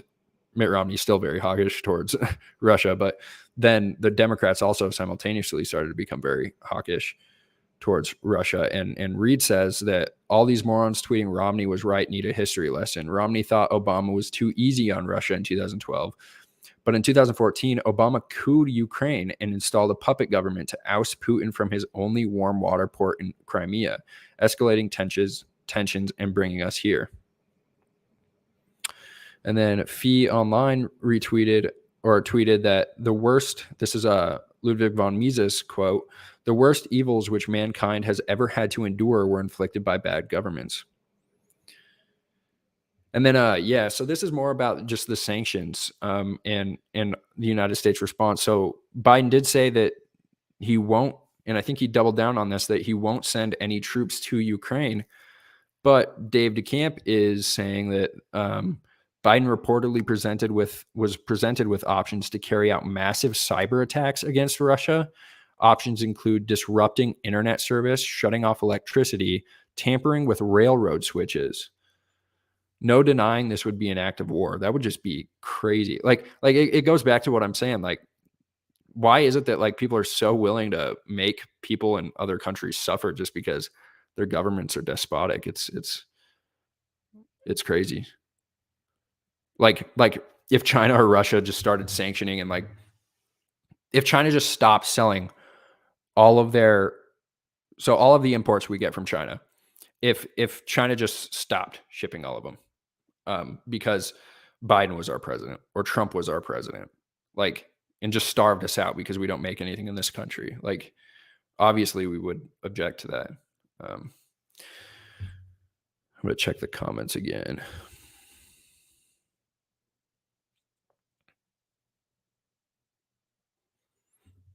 Besides wanting to ban nuclear weapons, why should we care about war in the old world? I think we should. I mean, well, the truth is like if you know if countries are fighting, like I don't think that the United States should get involved. I really don't. And that's why. And the nukes, the fact that these countries have nukes just strengthens my argument. But even if they didn't, I'd obviously be opposed to going to war with those countries. Um, is that John Vanek? I think John's in the comments. My friend from high school said, "Just sit and watch the hypocrisy roll out over the course of this dilemma." Yeah, I totally agree. And then, yeah, I also saw this. Apparently, Lex Friedman hinted at an interview with Putin. I think he's planning on going to Russia and interviewing people in the Russian government and the Ukrainian government. I mean, Lex is great. He He's just a great guy. And yeah, it is John. That's awesome. Thanks for being here, man. Thanks for tuning in.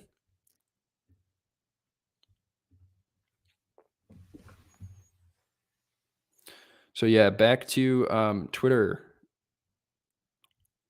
Yeah, the fact that Biden was given these options for cyber attacks is crazy. I mean, it also like goes back to support the idea that like Biden has no idea what he's doing. There's just people around him that support him, and like there's kind of like this corporation that is government that exists with bureaucracies and all of these different agencies that exist no matter who is in office.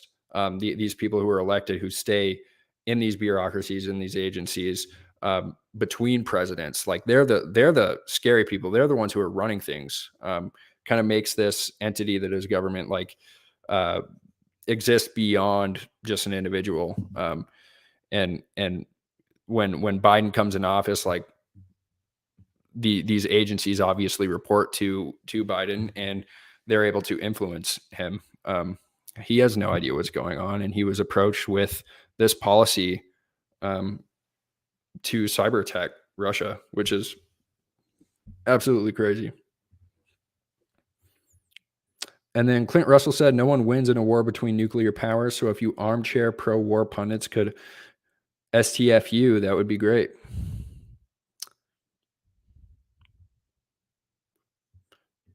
And someone, I think this is, yeah, Kyle Madovchik. I don't know how to pronounce his last name, but he said Scott Horton is probably one of the most important people in the world right now for his knowledge on foreign policy. Totally agree. Antiwar.com. Everyone should check it out. They're the source that I was reading from earlier. Libertarian Party of New Hampshire said sanctions imposed like this against a country are designed to squeeze the regular people with impoverishment and even death in hopes that they rise up against the regime. It's a brutal and evil tool used by our government with no regard for the innocents that will suffer.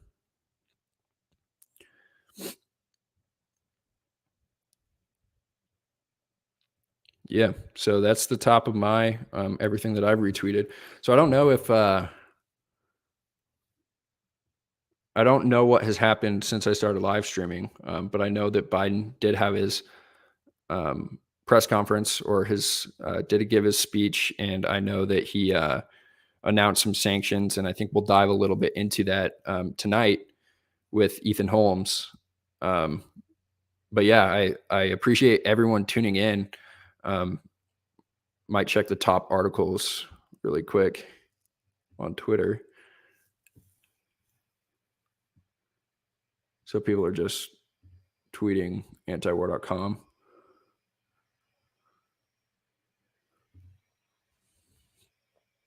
And apparently more U.S. forces are headed to Europe. And we are not trying to cut off Russia from the SWIFT banking system, which is amazing. That is really great to hear. And people are recommending the David Stockman article that we kind of skimmed.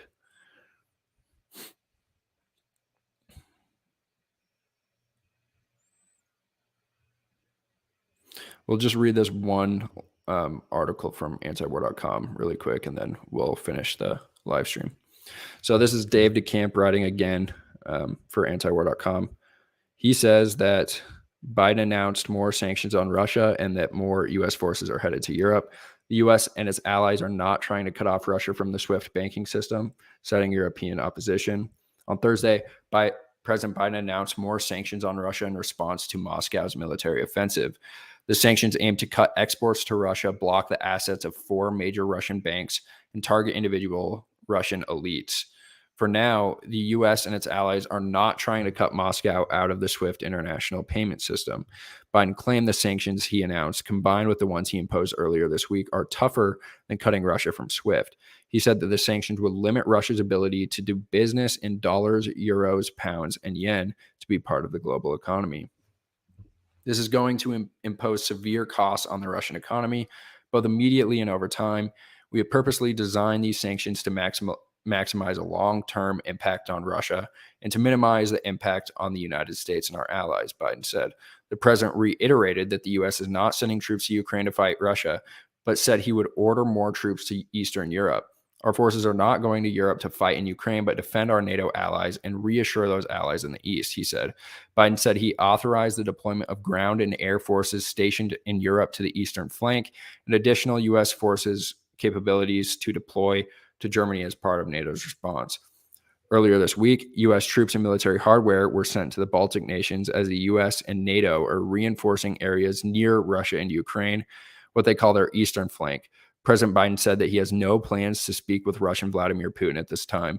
The Russian attack on Ukraine came amid soaring inflation and rising gas prices.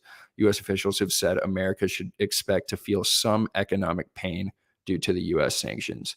Biden said he would try to limit the pain the American people are feeling at the gas pump. So there we have it. Biden did say that he wanted to be like FDR when he first got into office. Whether that's going to war, maybe he ends up implementing price controls on gas, which would just absolutely devastate the economy, create shortages. Yeah, looks like he's kind of getting it. Hopefully it doesn't go beyond this, but yeah, the fact that we're not willing to speak with Putin is crazy. I don't know if you guys remember in the debates, but one of Biden's main talking points against Donald Trump was that he was willing to sit down with dictators, sit down with Kim Jong-un, and sit down with Vladimir Putin. And to me, the fact that people bought that is crazy.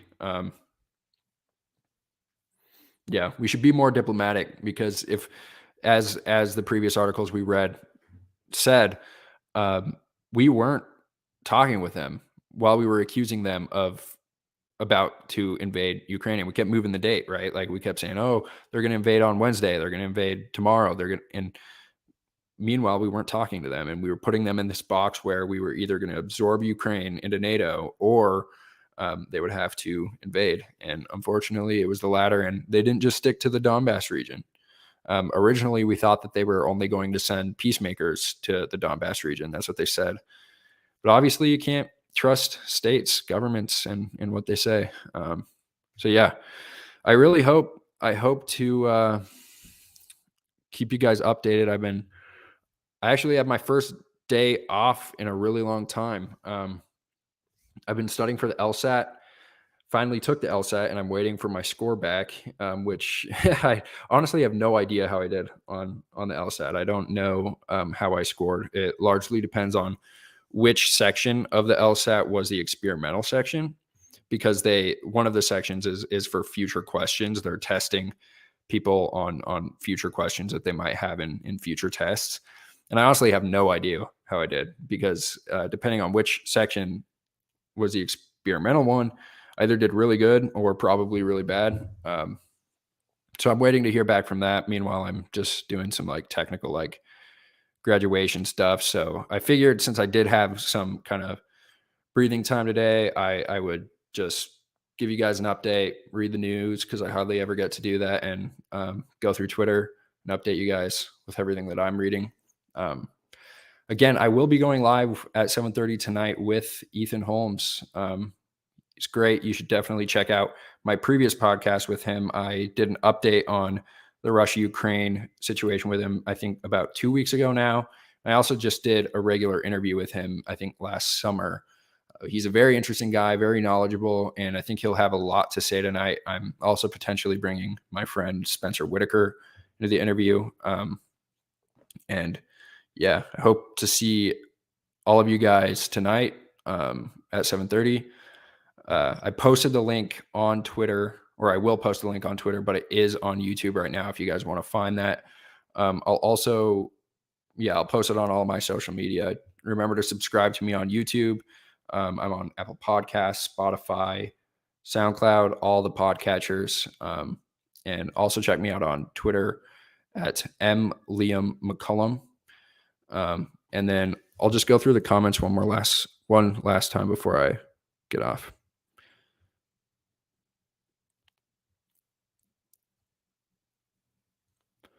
So John is asking, has the policy for cyber attacks against Russia been approved, or is it still up in the air?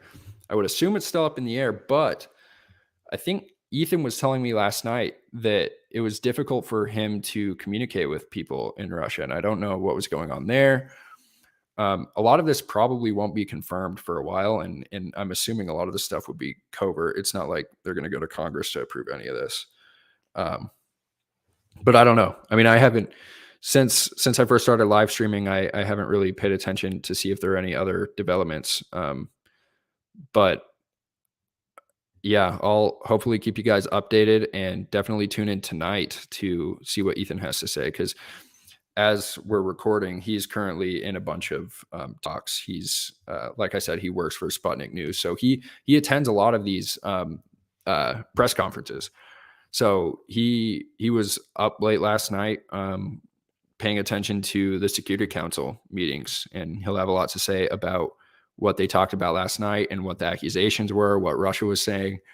But I don't know. I don't know what Biden's response will be, what the United States' response will be, but hopefully everything calms down, and it was a very limited strike and very limited coup de main, I think is the word that's used, but I don't even think it's that, because it seems like they just took out all the military infrastructure and they're just leaving it as is. But obviously they'll escalate if they don't meet their demands, if Ukraine doesn't meet their demands. Yeah. Jonathan Gottschall says, with 3,000 plus executive orders, be like FDR. Yeah, I worry about that.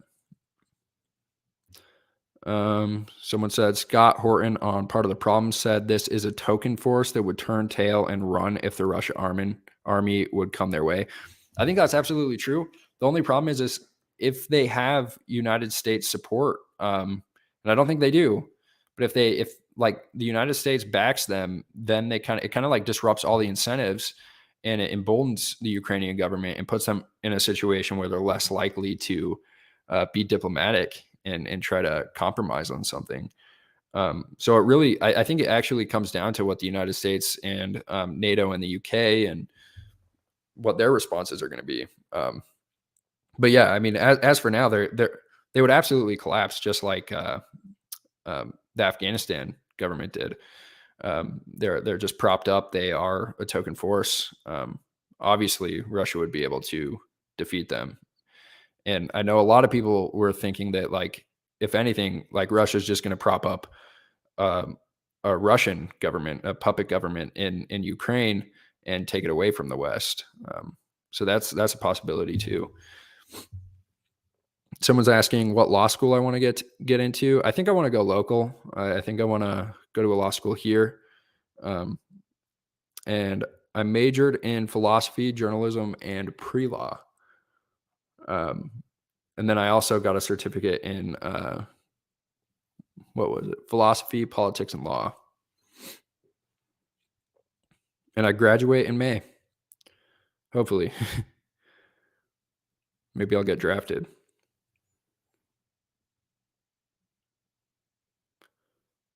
And then someone asked about the Justice League review.